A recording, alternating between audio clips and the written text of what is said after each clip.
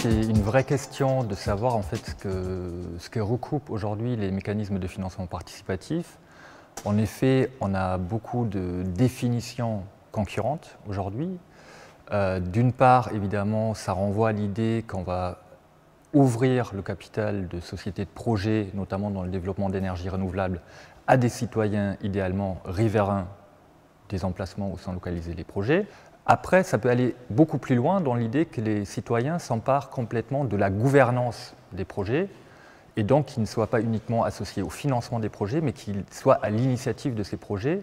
Donc ils décident eux-mêmes non seulement où se situera le projet, mais également qu'est-ce qu'ils vont faire. Est-ce qu'ils vont faire une centrale biomasse? Est-ce qu'ils vont faire un projet éolien ou un projet photovoltaïque? Si on regarde aujourd'hui le potentiel des mécanismes de financement participatif et des projets citoyens d'énergie renouvelable au sens large, ils ont un potentiel assez considérable pour la réussite de la transition énergétique. Aujourd'hui, en Allemagne, près de la moitié de l'ensemble des projets d'énergie renouvelable électrique sont en possession des citoyens. Donc on voit bien qu'on n'est plus dans une petite niche innovante, mais on est vraiment dans un phénomène qui a un potentiel énorme pour la transition énergétique.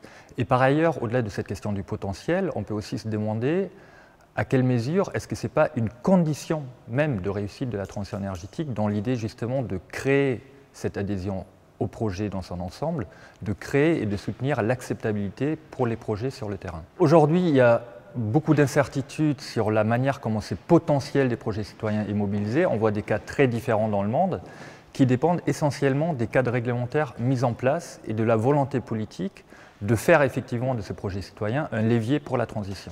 Si on regarde là encore le cas de l'Allemagne ou encore du Danemark, on a des cadres réglementaires qui sont très favorables à l'émergence de projets citoyens d'énergie renouvelable.